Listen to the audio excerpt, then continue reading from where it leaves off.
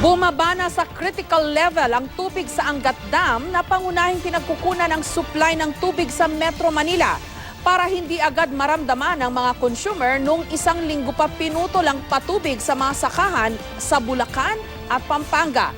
Pero dahil dumano sa mga natutuyot na sakahan, tumaas na ang presyo ng palay at posibleng sunod na rin tumaas ang presyo ng bigas. May report si Sherry Ann Torres. Bumuhos man ang malakas na ulan sa ilang bahagi ng Metro Manila at Southern Tagalog, hindi pa rin ito sapat para maibsan ang tagtuyot. Ang level ng tubig nga sa Angat Dam kanina bumaba na sa 179.98 meters, mas mababa na sa critical level na 180 meters. Ang Angat Dam na nasa Norzagaray, Bulacan ang nagsusupply ng tubig sa 77% ng mga kabahayan sa Metro Manila. Bukod dito, sa Angat Dam din kumukuha ng tubig para sa irigasyon ng mga sakahan sa Bulacan at Pampanga. Pero noong isang linggo, pinutol muna ng National Water Resources Board o NWRB ang tubig sa irigasyon dahil sa patuloy na pagbaba ng level ng tubig sa dam.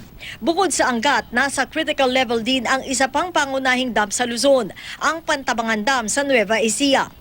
Kanina, nasukat ang water level sa Pantabangan sa 179.46, mas mababa sa critical level na 194.5 meters. Sa sobrang baba ng level ng tubig, lumitaw ang krus sa pinalubog na simbahan sa Pantabangan. Ang problema sa tubig, mabilis magsanga sa iba pang problema.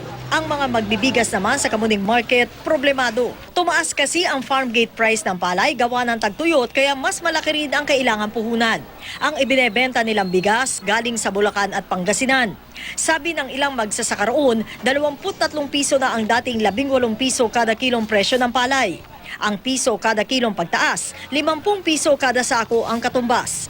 Gayunman, hindi pa raw makukonsumi ang mga mamimili. Hindi na rin po namin pinapasa sa consumer yun. Ina-absorb na lang din namin yung... Basta kumikita lang kami ng halos siguro mga sa 2 piso yung kilo. Okay na kasi namumuhunan kami sa supot eh. Pero kung ang National Food Authority ang tatanungin, market manipulation ang posibleng rason kung bakit nagmahal ang presyo ng palay at bigas at hindi yung posibleng kakapusan ng supply o kaya El Nino phenomenon. Ito ay kahit pa umaabot na sa 2.190 billion pesos ang nasirang kabuang halaga ng mga agricultural products gaya ng palay, mais at iba pang high-value crops dahil sa El Nino. I do not want to use the word speculation, but it could be a part. Sasabihin nila, binili namin yan ng mahal and therefore pagdating ng gagawin na nilang bigas ito, mahal yung bili namin yan 23 yan Kaya dapat ibenta namin yan ng 40, 46. Walang price control ang bigas.